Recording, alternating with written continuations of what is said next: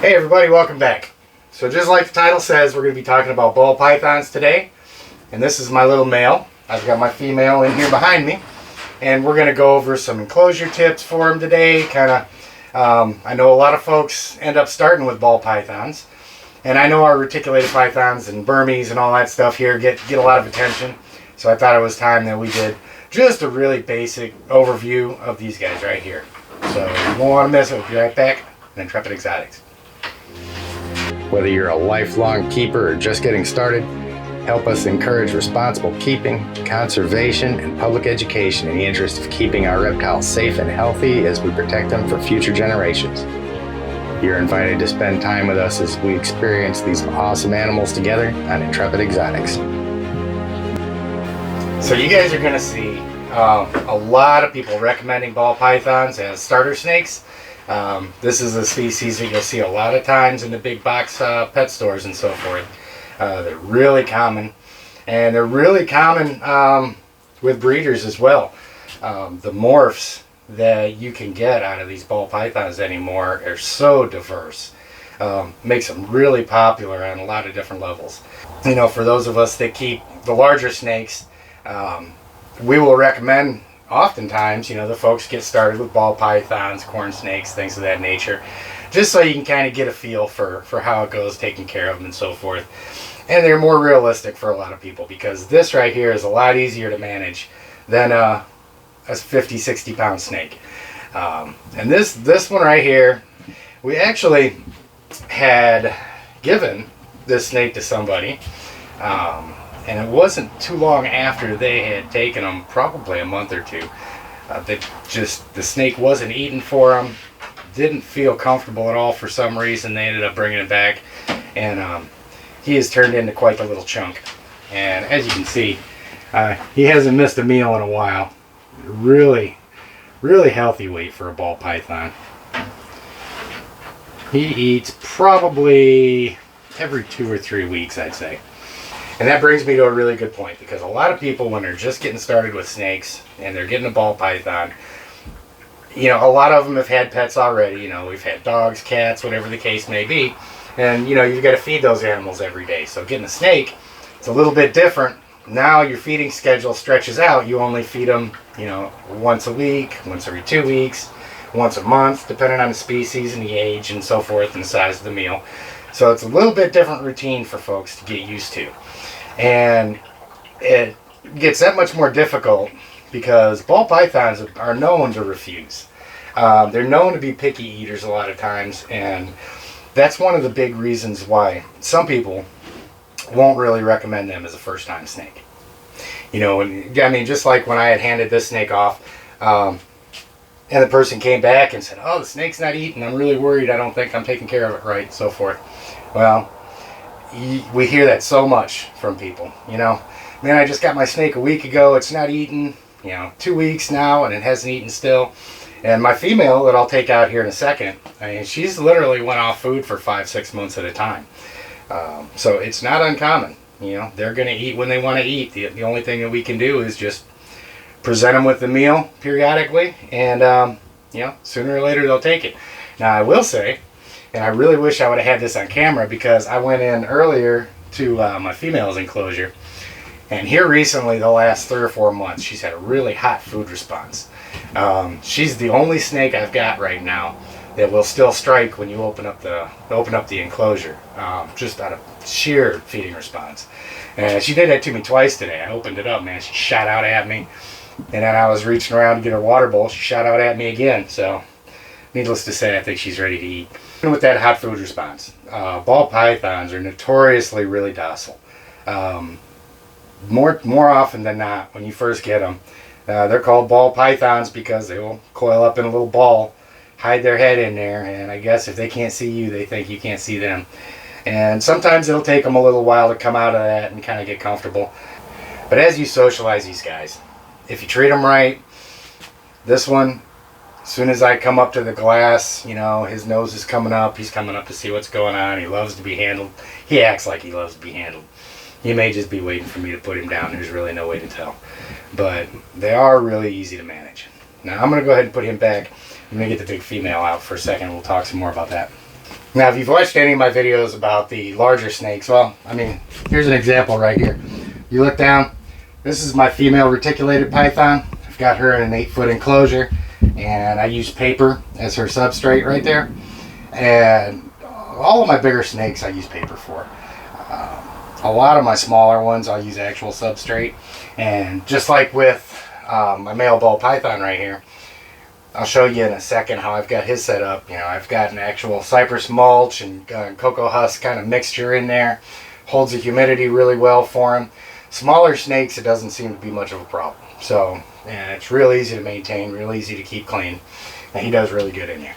Now, my larger ball python, I just wanted to get her a little bit bigger enclosure. I put her in one of my other 4-foot ones. And she's on paper. I'm going to go ahead and get her out real quick.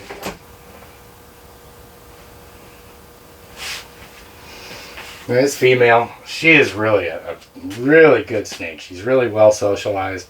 But like I said here, the last few months, she has gotten a really good food response. As soon as I open up the door with food, she's right there. And here lately, even when I open up the door without food, she's also right there. So, you know, she goes in spells, and you guys can expect this from your animals, you know. When you pick one up and you bring it home, a lot of times they're going to be younger. And a lot of times those younger snakes are going to eat a lot more frequently than they do when they get older. You know, she's a mature female. You know, this is about the size that you can expect them to get to. You can see them get a little bit bigger, but this is about what you can expect from an adult ball python. And again, you can see her demeanor coming out. She's just the sweetest snake in the world. So even though she came out and struck at me a couple times today, thinking she was getting fed, now that she knows what time it is, she's just being sweet as can be, as usual. And I've had this snake probably 2 or 3 years. She's really used to being handled, but of course with the larger snakes, she doesn't get quite as much attention as some of the larger ones do, for obvious reasons. Now I try really hard not to feed her as often as she wants to eat. It's real easy for your snakes to get obese, and she's actually got just a little bit of fat on her. So I've kind of slowed her down just a little bit on the food, and you know, we don't want to just leave them in the box and keep throwing food at them, because it's really unhealthy for them. You know, a lot of people will do that. They just like to see their snakes eat, and they'll just keep feeding them and feeding them, and there's just all kinds of problems that you can get from that. So, you know, once they get a little bit older, every 2 weeks, every 3 weeks, something like that, an appropriate sized meal, something about the size of the widest girth of their body, that's fine. And again, you just kind of keep an eye on them. If they look like they're starting to get a little fat on them, if you can start to feel a little bit on it, then maybe stretch the meals out a little bit, give them a little bit smaller meals at the same intervals, or a combination of both. You definitely don't want to just make huge changes to their feeding habits. So, you know, you try and keep it as close as you can with just really subtle changes. Now, typically on my enclosures like this one right here, first of all, I definitely like the sliding doors more than I like the hinge doors, but these work fine for her. And the way her size is right now, this 4-foot enclosure works really good for her.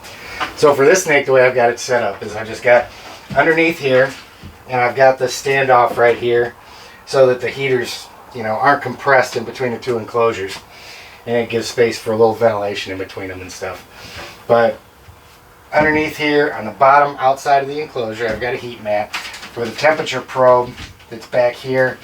And the temperature probe's laid down on the inside, and I use the aluminum tape, the aluminum duct tape, to just hold that down. This stuff works really good. That's been on there for every bit of 2 years. Hasn't peeled off, hasn't moved. This stuff is great. So keep that on there. And since I don't necessarily have hides for her in there, I just put a little clutter, just some old, you know, an old fake branch in there, a little bit of wood, just something so that she can kind of get around behind it and not feel like she's really exposed when we're down here. And of course, I keep the water bowl on the opposite side of the enclosure. It gives her an opportunity to really cool off if she wants to, because, you know, almost all of my snakes, you'll see them, they'll spend some time on their basking platform, but most of the time they like it on the cool side. And it's the same thing with my small male over there too. And same thing with her. She really likes this back corner right here. So, you know, she's got the water there. It's a little bit cooler. If she really wants to cool off, sometimes she'll get in there before shed and whatnot.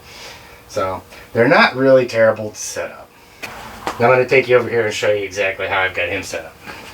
So this is typically how I like to set up my smaller snakes. And you can see I've got the hides on the left, the hide on the right. The actual hide over here is sitting over top of the heat mat. Again, it's on the outside of the enclosure with the thermostat on the bottom of it. And I've got it set just a little bit higher because, of course, there's substrate on there. So that's his hot hide. You come over here. That's his cool hide. And like I said, I just had him out, and first place he went is right over there. Like I said, they do love their cool spots. You'll see him in the hot spot every now and then, but that's where you'll see him a lot, or in his water bowl. I give him a water dish big enough for them to get into and soak if they want to. Okay guys, so that was just a really quick down and dirty on the ball pythons. Really quickly to summarize, if you're new to reptiles, if you're new to snakes, and you're looking at getting one, they are pretty easy. They are a pretty good beginner reptile. They're not going to take up a lot of space. Like I said, about the biggest enclosure you're going to need is something like this 4-footer back here for them, and they'll be perfectly happy in it. Make sure that you've got them, you know, an ample water bowl. They like to get in it. They like to soak in it a lot of times. And make sure that you've got a hot side and a cool side, because every snake needs to be able to regulate their body temperature. We're looking at about 85 degrees roughly on the warm side. And then, you know, you really don't want it to go much lower than 75 degrees on the other side. You don't want it to start getting down into the 70 to 60s. Risk maybe getting a respiratory infection, something like that, just because of the cooler temperatures. Some of them may do fine, but your safest bet's between 85 and 75. And don't get freaked out if your snake doesn't eat. You know, if it's been a week and you offer them food and they turn it down. They do that a lot, and just expect it right off the bat. The only time you really need to start worrying about that, like I said, my female went off food for 5 months, and it got to the point where, in order not to waste food, I'd offer her every 2 to 4 weeks, and if it's been 4 weeks and I offer food and she doesn't take it, well, then I'll wait another 4 weeks, and eventually, like I said, they come out, they snap out of that on their own, and they'll start eating. The only thing is you've just got to make sure that you're paying attention. If the snake looks like they're starting to get really thin, then there may be another cause for that. So it may be a good time to take them to the vet. There may be a health reason why they're not eating, instead of just flat out being off food. So, like I said, it's not always an exact science. You got to go with your gut sometimes. And it can be unnerving for a new keeper that doesn't have a whole lot of gut to go on, because they just don't have a whole lot of experience with the animals. So there's always folks out there that are willing to help. I don't know if anybody's got any questions. I am completely open here on my Facebook page, anything like that, to answer any questions that you've got. And if I don't know the answer, I certainly know somebody that does, because I've got a lot of friends in the reptile hobby. So if I ever need to know anything, I know who to ask. So by all means, feel free, jump down in the comments if you got any questions. Be more than happy to talk with you about it. And I'm also starting up a membership on the channel as well. And there's going to be a couple things on there. I'm going to get some t-shirts and coffee mugs and stuff like that made, all logoed stuff. So there's going to be that available at some point down the road. And one thing that I want to do on the channel is, for members, I want to open it up to do video chats and things like that.